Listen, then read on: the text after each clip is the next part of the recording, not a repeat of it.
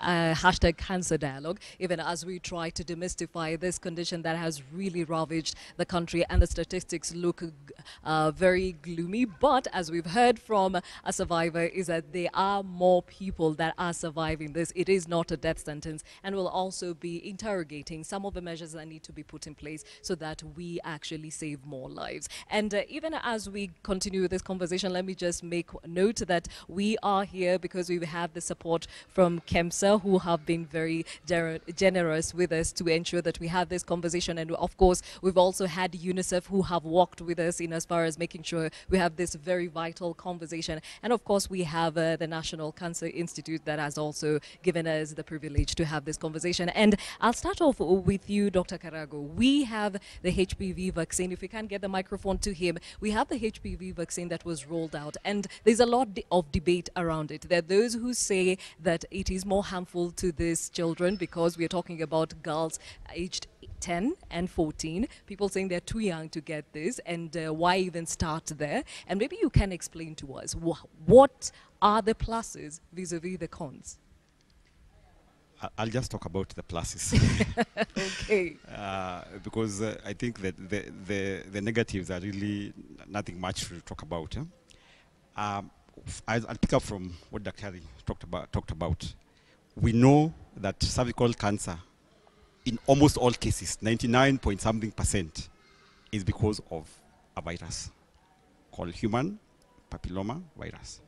So this vaccine that is being given to young girls, the rationale of giving this to young girls is because these girls have not been exposed sexually. Because this virus, you get this virus through sexual relations. So you are giving them the vaccine to build the immunity such that at the point when they will get sexually involved, they already have built up their own immunity such that the virus, the body will be at a better place to clear the infection. Because as Dr. Harry said, the persistence of this infection over a period of between 10 and 20 years is what will contribute to cervical cancer. I would say that the conversation that is currently going on is largely fueled by misinformation, by people not having the correct information. So I think when you understand the criteria, the rationale, why the vaccine is being given, it becomes a no-brainer. And when you look at globally, we are the 115th. I don't think that's a very. The point I'm trying to make is that we should have actually had this earlier. Yes. So really, when people want to highlight misinformation and negativity, they're taking us backwards. And we have a responsibility and an obligation to protect and protect every woman, give every girl the chance to have the immunity or protection against this very common cancer in this country. I think that's what I would say. Okay, Makumi, I think NCD and also KENCO are very vocal in as far as saying, let's not say that this is something that is harmful. It actually is bringing a lot of pluses for our young girls. Why are you so convinced it is a good thing, yet there's some that are so convinced this is not the way to go? You speak for civil society. Yes. And for millions of Kenyans who actually share the same view that this is a good vaccine. We should have started it like yesterday. Our neighbor country, Rwanda, they're 100% in terms of national rollout. We as a country are actually joining rolling out, after many other countries have done more than 10 years ago.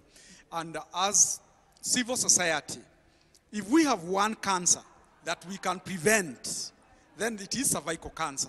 You have an effective prevention. Seeing the misery of women dying from cervical cancer, young women dying from cervical cancer, a cancer that you can prevent with 2 jabs, offered free. I think we are doing a disservice to Kenyans to tell them not to, or to spread misinformation. Globally, something like smallpox was eradicated through vaccination. We don't have a single case of smallpox.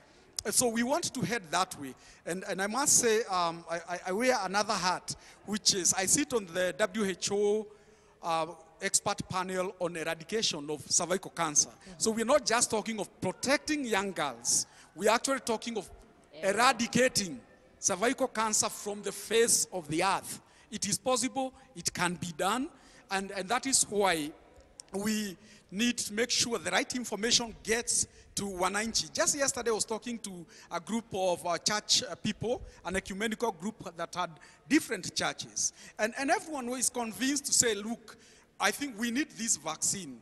And I'm glad somebody just said, even Panadol has some side effects, but the benefits outweigh all the side effects that you would ever hear from. Okay, all right. Now, the National Cancer Control Program has been a part and parcel of making sure that the HPV vaccine is actually rolled out. And Dr. Nyangasi, the question here is, in other countries, both boys and girls are actually vaccinated with HPV because it's a sexually transmitted virus. Why are we not doing this here? Okay, thank you, Gladys, for that question. We are desirous, actually, to vaccinate both boys and girls from the human papilloma virus. However, the challenge that we have is that it is something that you must plan before you execute. So actually, the planning for the current rollout began in 2012. It has taken us 7 years to reach where we are. We had to have even a pilot in Kitui County because it's a requirement by Gavi to first pilot a vaccine and see the feasibility of rollout before you actually go to rollout. So it has been informed by the rollout, by the pilot that was conducted earlier in Kitui County. So the other thing I want to mention is that the reason also that if you realize, we have always been saying we are rolling it out from, I think, late last year. We were to roll it out late last year, like November. Then it was pushed on and on. It's because also the global supply of the vaccine is not adequate. We only have one manufacturer currently supplying the vaccine globally, and many countries are actually rolling out the same vaccine. So just to mention that, I think those are some of the reasons. We have to plan for it ahead. And just to mention again that the HPV vaccine has actually been in the private facilities in Kenya since 2011. It is not entirely new. It has been given to many girls, and we have not heard of any adverse effects that we are now currently hearing being mentioned in social media. I think it has been safe all through. Okay, I think what is needed here is more sensitization and awareness of what HPV vaccine to start with is about, and of course quell some of these fears that have come up, because I have seen all over where parents are saying or asking each other, are you taking your daughter? And everyone is asking each other, why? What is this thing? What does it mean? So those are the questions the players need to look into. And I'd like to bring in Margaret Wakegi. Margaret Wakegi, is she with us? Yes. You are a cancer survivor, a cervical cancer survivor, are you? Are you a representative of the Cancer Awareness Center of Kenya?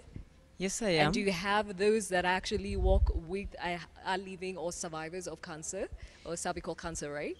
Yes. Okay, when you hear about the HPV vaccine, for you, are you saying it's a yes, and should it have come even earlier? For me, it's a yes, because the only other alternative that we have is to abstain. And that's not practical, that's not possible. Because if you could stick to one partner for all of us, then we would do without the HPV vaccine. But as long as we continue with our social behavior, and apparently in Kenya that is changing every day. Our sexual behavior is changing every day.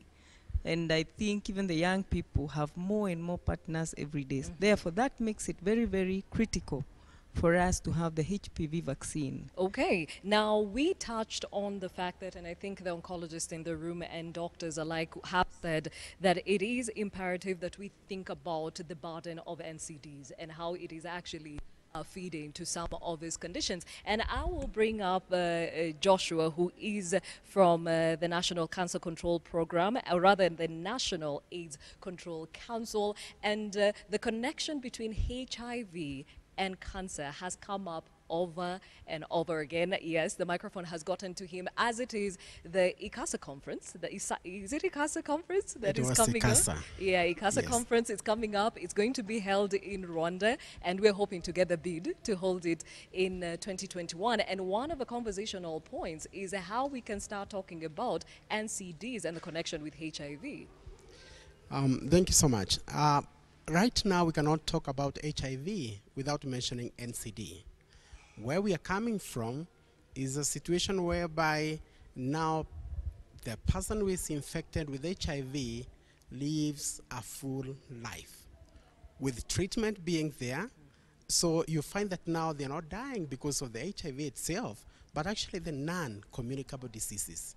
And one of it is the cancer that we are discussing.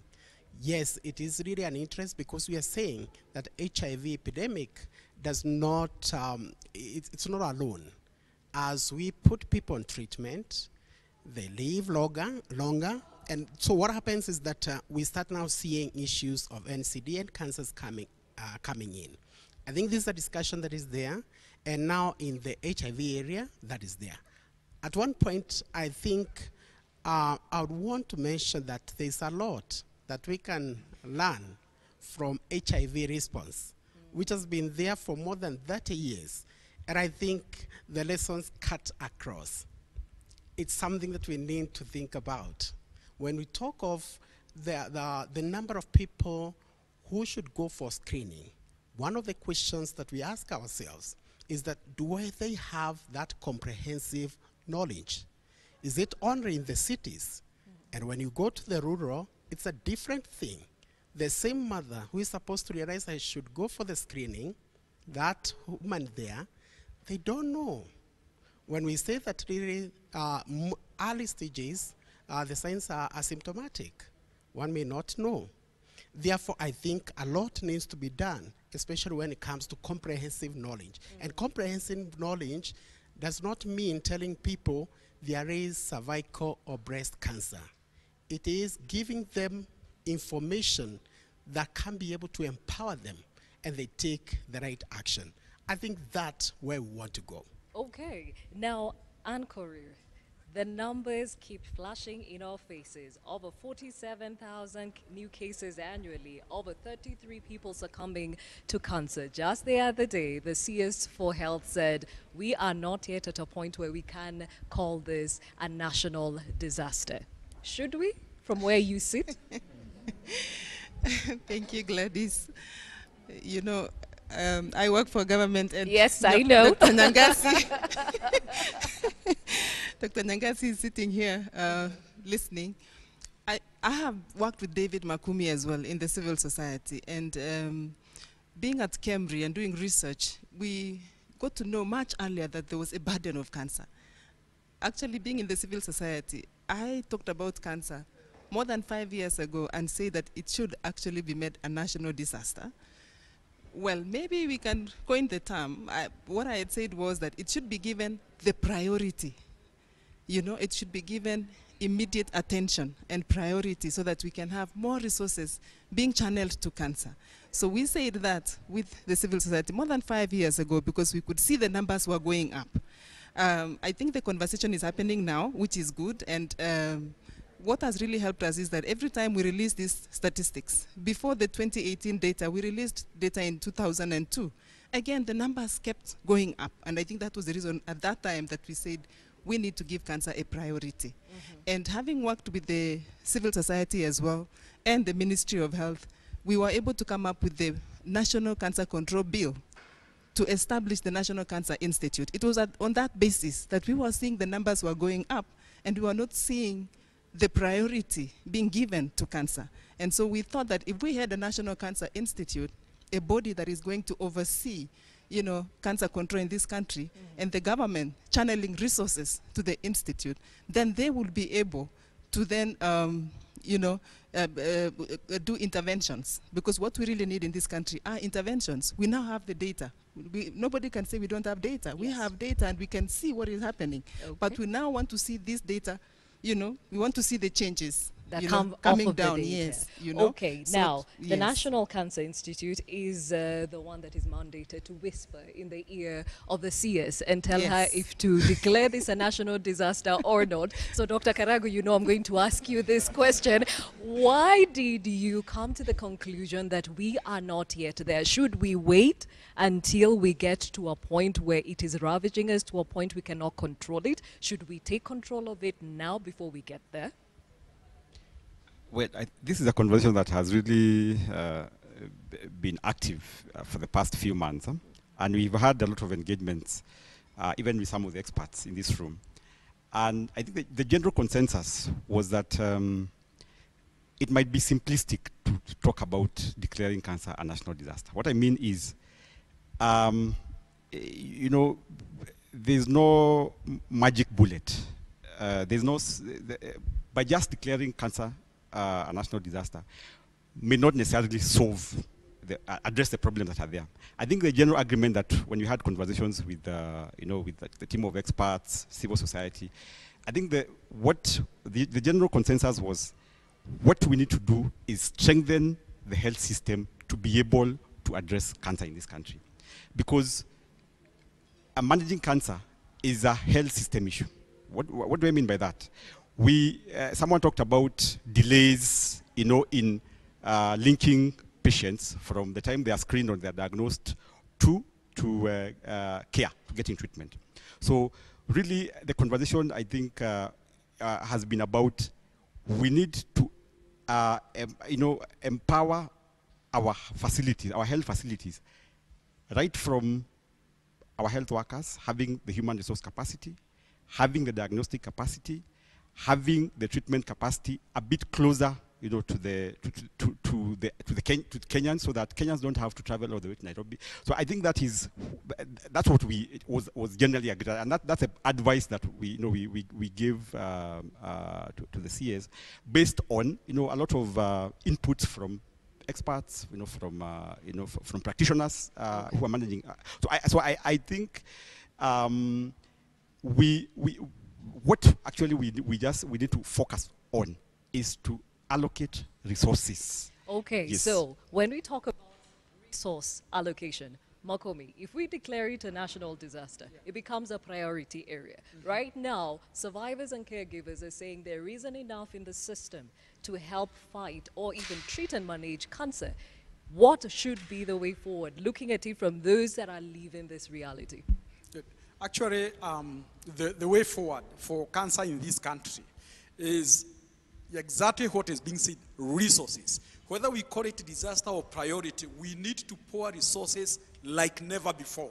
Serious resources in the area of research, that's important, in the area of accessing care. We need to enable Kenyans access cancer treatment without suffering financial hardships. That's all there. In fact, all the cries we are hearing is because people can't afford. And we need to enable them access care, access good diagnostics, access good follow-up. You know, once we do that, actually you not hear any cries. We just need to fix that particular area. Cancer is driving people to poverty. And that's something we need to fix. We need to address the issues of even cancer commodities. Apart from the medicines, you know, there are various commodities. Sari will tell you about colostomy bags, rehabilitation products. We need to sort out all that. Once we do that, whether we call it UHC, whether it's NHIF, whatever we call it, Mwananchi just wants to go to hospital, get cancer treatment. But I must add just very quickly, picking up from what Joshua said, we also need to look at the entire healthcare system. They have 30 years of experience. We can ride on the infrastructure that the HIV community is using. They have CCC clinics, they have all this infrastructure which we are not utilizing. We can ride on that because they are the same patients. We know we have diabetics, we have people with hypertension. It's not a different population. Tomorrow the people with diabetes will also say we need to get ourselves sorted. So we need to look at the bigger picture. But tell you what, Mwananchi does not even care what we baptize it. As long as I can afford treatment, I don't have to go to India or to other funny places. I just need to be treated without becoming a poor person. Speaking of Mwananchi, Millicent Kagonga, is she with us? Millicent, please, if you can take the microphone and stand. She is a cervical cancer survivor, and I think at this point I have to say the daughter was amongst the first to be HPV vaccinated. Yes. And please stand up, and you can tell us, first of all, why was it important for your daughter to be vaccinated? First of all, I got my firstborn at young age, at the age of 14, and I got my secondborn at the age of 16. My thirdborn I get at the age of 20. 2010, it was the same year I lost my secondborn, and then it was the same year I started having the discharge. And I never had someone to talk about it, so I kept myself quiet. That's why I'm doing the advocate to encourage women out there. It doesn't matter what the age you are. Now cancer, it is everywhere. At my village, we thought that cancer, it is for rich people, but now it is everywhere. I live in Kariobangi, and I'm telling you, it is a disaster. Everywhere we have cancer. When we talk about the cost of it, you have come face to face with that. How has it impacted you? It was, at first, I was to do 6 cycles of chemo, but I only did 3 cycles of chemo. I did 25 radiotherapy. So it was very hard for me to access full treatment and proper care at my community level. That's why my children were my caregiver, and I wanted to protect my daughter. I don't want her to go through what I went through, and I'm glad that the government has already fulfilled my promise. My daughter has already vaccinated, and I'm waiting for the second cycles of vaccine. Okay, there we go. A very promising and actually optimistic cervix, or rather cancer survivor. Thank you for your story. Yes. Dr. Chite, you are very, very passionate about the costs of treating cancer, and you have spoken to us before saying some of these curable cancers, cervical, prostate, breast cancer, and HIV, and she'll speak for herself, should be in a position to fully cover so that we do not lose anyone to this condition. Yes, I totally agree. 1,000%. And I think even as we talk about declaring it as a national disaster, if that is what it takes to shine the light and bring the resources, so be it. It needs to be done. For some of us who see cancer patients every day, we see close to 50 to 60 cancer patients daily. And we listen to their stories and in their families. And we go to the communities. We've been traveling to various counties. We've now covered almost 22 counties. And you can even go to the rural poor. You find somebody that one of the issues people keep saying, just go to the hospital, it's accessibility. Interestingly, we also did a study and found out that on average, a cancer patient has seen 8 to 10 healthcare professionals before a diagnosis is made. So even when you pour everything and the resources, we actually have to fix the system itself, not only referral, but train even the healthcare professionals. Because if you put all this information out there for the public, and then they come to the hospital and the hospital cannot respond to them, then there's a problem. We've even noted that some county hospitals don't even have a biopsy equipment. They cannot be able to biopsy anyone. So how do you make a diagnosis when you don't even have a pathologist? You're not able to biopsy someone.